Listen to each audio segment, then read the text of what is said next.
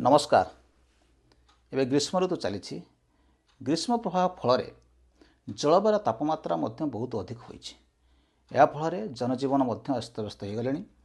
केवल जनजीवन अस्तव्यस्त होती नुहे आपण मैंने रखि गृहपालित प्राणी मैंने बहुत असुविधार सम्मुखीन होती ग्रीष्म प्रभाव फल। चाषी भाई मैंने जो मैंने डायरी एनिमल्स रखिंट गाई महिषी रखिंट सेमानकर दुग्ध उत्पादक क्षमता बहुल मात्रा कमी था। ग्रीष्म प्रभाव फल क्यों कारण आपण मैंने रखि गाई महिषी मान उत्पादक क्षमता कमी थाए एवं ताहार निराकरण पद्धति कौन से विषय आज आम विशेष भाव आलोचना करवा। आपण मैंने देखिए ग्रीष्म ऋतु फल जलवायु तापमात्रा एवं आर्द्रता अधिक बढ़ी जाए। टेम्परेचर एंड ह्यूमिडिटी आम ये जो जलवायु अधिक हो जाए फल गाई और महिषी माने कम खाद्य खाई था, किंतु कम खाद्य खाई से माने अधिक परिमाण एनर्जी बा शक्ति निजकू ए ग्रीष्म प्रभाव रक्षा करने निजक कूलिंग करने व्यवहार करते। कम खाद्य खाई था एवं अधिक शक्ति से माने निजकू ठंडा रखापी व्यवहार करते।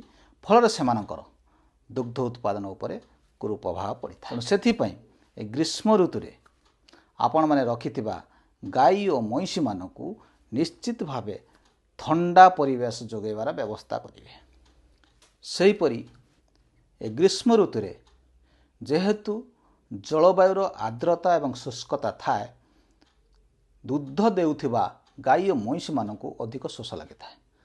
फल से माने अधिक पानीर आवश्यकता करिथांती। जदि एही समय आपण माने सेमानकू पर्याप्त परिमाणर पानी पीवाकू न देबे ताहले सेमानकर दुग्धर क्वालिटी एवं क्वांटिटी मध्य कमी थाए।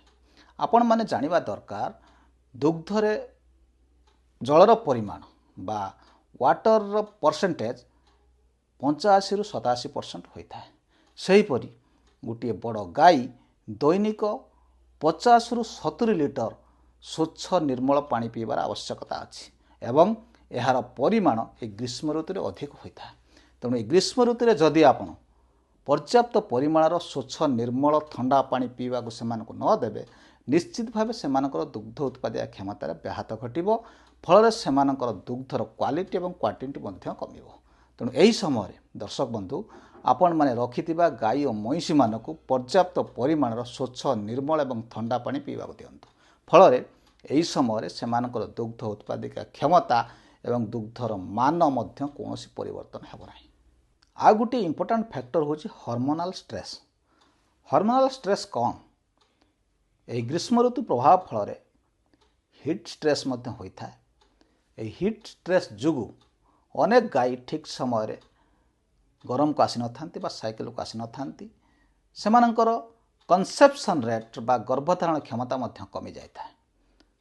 फल से शरीर क्षरण होता सेक्स हार्मोन इम्बालांस हो जाए। जेतेबेले गोटे दुग्ध देउथिबा गाई बा महिषीर सेक्स हार्मोन इम्बालांस होता है सेतेबेले सेमानकर दुग्ध उत्पादिका क्षमता पर बहुत परिमाणर प्रभाव पड़ता है। यह न होबा पई सेमानकु एक ठंडा परिवेशर व्यवस्था करिवार निश्चित भाव आवश्यकता अछि।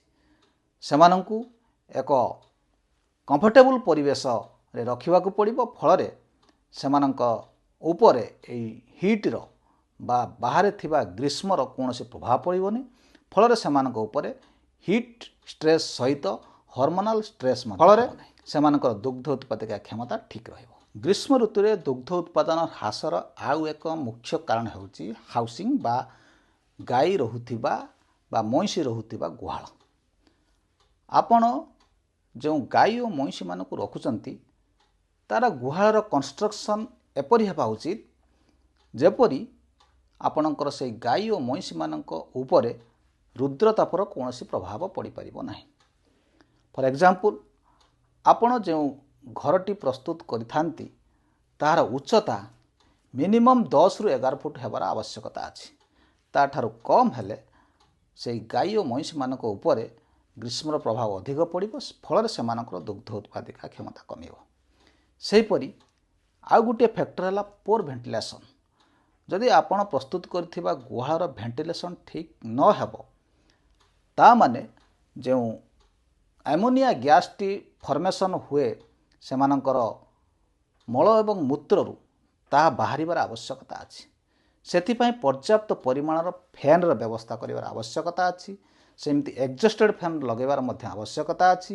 ଏତଦ୍ ଭିନ୍ନ ଆପଣଙ୍କ ଗୁହାଳ ମଧ୍ୟକୁ ବାୟୁ ଚଳାଚଳ ଏବଂ ସୂର୍ଯ୍ୟକିରଣ ଠିକ୍ ଭାବେ ପଡ଼ିବାର ଆବଶ୍ୟକତା ଅଛି।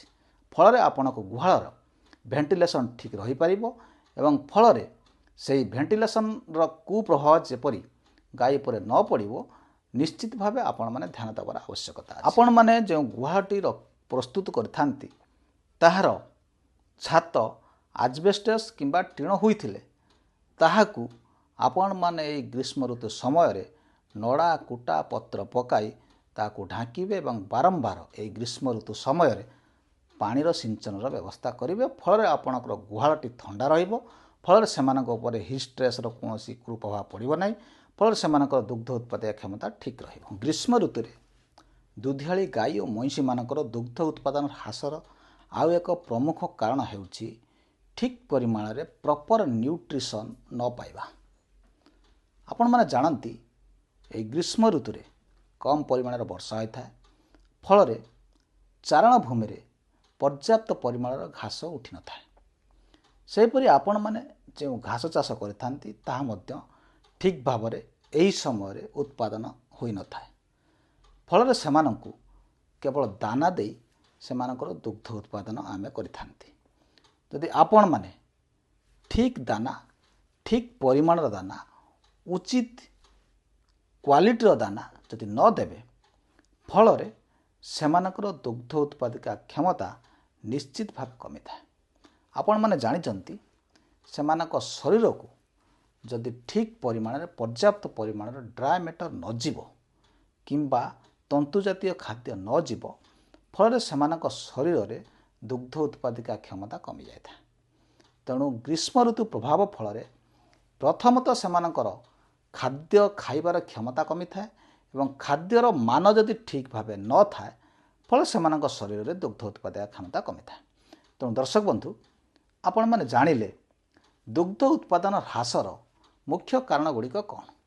ତେଣୁ ଏହାକୁ ଯଦି ଆପଣମାନେ ନିରାକରଣ କରିପାରିବେ ତାମାନେ ଆପଣ ସେମାନଙ୍କୁ ଏକ ଏପରି ପରିବେଶ ଦେବେ ଯେଉଁ ପରିବେଶଟି ସେମାନଙ୍କୁ ଏହି ହିଟ୍ ଷ୍ଟ୍ରେସ୍ କବଳରୁ ରକ୍ଷା କରିପାରିବ। ଆପଣମାନେ ଠିକ୍ ଗୁହାଳଟି ପ୍ରସ୍ତୁତ କରିବେ। ଗୁହାଳର ଉଚ୍ଚତା ଯେପରି କହିଲି 10ରୁ 11 ଫୁଟ ହେବାର ଆବଶ୍ୟକତା ଅଛି। ଗୁହାଳର ଭେଣ୍ଟିଲେସନ୍ ମଧ୍ୟ ଅଧିକ ଥିବାର ଆବଶ୍ୟକତା ଅଛି। ଗୁହାଳ ମଧ୍ୟରେ ବାୟୁ ଚଳାଚଳ କରୁଥିବାର ଆବଶ୍ୟକତା ଅଛି। ଗୁହାଳ ଚାରିପଟେ ଗଛ ଲଗାଇବାର ଆବଶ୍ୟକତା ଅଛି। ଓଭର କ୍ରାଉଡ଼ିଂ ସେମାନଙ୍କୁ କରିବେ ନାହିଁ, ସେମାନଙ୍କୁ ଡିଷ୍ଟର୍ବ କରିବେ ନାହିଁ, ସେମାନଙ୍କ ରହିବା ସ୍ଥାନରେ କୌଣସି ପ୍ରକାର ବାଧା ସୃଷ୍ଟି କରିବେ ନାହିଁ। ଏତଦ୍ ଭିନ୍ନ ସେମାନଙ୍କୁ ପ୍ରଚୁର ପରିମାଣରେ ସ୍ୱଚ୍ଛ ନିର୍ମଳ ଏବଂ ଥଣ୍ଡା ଜଳ ପିଇବାକୁ ଦେବେ। ସେମାନଙ୍କୁ ଠିକ୍ ପରିମାଣର ଉଚିତ ଦାନା ଖାଇବାକୁ ଦେବେ, ଭଲ କ୍ୱାଲିଟିର ଦାନା ଖାଇବାକୁ ଦେବେ। ଏତଦ୍ ଭିନ୍ନ ଏହି ହିଟ୍ ଷ୍ଟ୍ରେସ୍ ହେବା ଫଳରେ ସେମାନଙ୍କ ଶରୀରରେ ବହୁତ ପରିବର୍ତ୍ତନ ଘଟିଥାଏ। ସେମାନଙ୍କର ହର୍ମୋନ୍ ଇମ୍ବାଲାନ୍ସ ହୋଇଯାଇଥାଏ ଏବଂ ପରିଶେଷରେ ଆପଣ ରଖିଥିବା ଗାଈଟିର ଦୁଗ୍ଧ ଉତ୍ପାଦିକା କ୍ଷମତା କମିଥାଏ। ଆଜିର ଏହି ଭିଡ଼ିଓଟି ନିଶ୍ଚିତ ଭାବେ ଯେଉଁମାନେ କମ୍ ସଂଖ୍ୟକ ଗାଈ ରଖିଛନ୍ତି କିମ୍ବା ଅଧିକ ସଂଖ୍ୟକ ଫାର୍ମ କଣ୍ଡିସନରେ ଗାଈ ରଖିଛନ୍ତି ଏ ଗ୍ରୀଷ୍ମ ଋତୁରେ ଆପଣମାନେ ଯଦି ଏହାକୁ ଏହିସବୁ ଯେଉଁ ଦିଗ ପ୍ରତି ଆମେ ଆଜି ବିଚାର କଲେ ବା ଡିସ୍କସନ୍ କଲେ ତାହାକୁ ଧ୍ୟାନ ରଖି ଯଦି ଆପଣମାନେ ଗାଈ ଓ ମଇଁଷି ରଖିବେ ନିଶ୍ଚିତ ଭାବେ ସେମାନଙ୍କର ଦୁଗ୍ଧ ଉତ୍ପାଦିକା କ୍ଷମତାର କୌଣସି ବ୍ୟାହତ ହେବ ନାହିଁ। ଯଦି ବା ବ୍ୟାହତ ହେବ ଏତେ ପରିମାଣର ବ୍ୟାହତ ବା ଆପଣ କ୍ଷତି ସହିବେ ନାହିଁ। ତେଣୁ ଭିଡ଼ିଓଟି ନିଶ୍ଚିତ ଭାବେ ଆପଣମାନଙ୍କ କାମରେ ଆସିବ ବୋଲି ଆଶା ବିଶ୍ୱାସ ରହିଲେ। ନମସ୍କାର।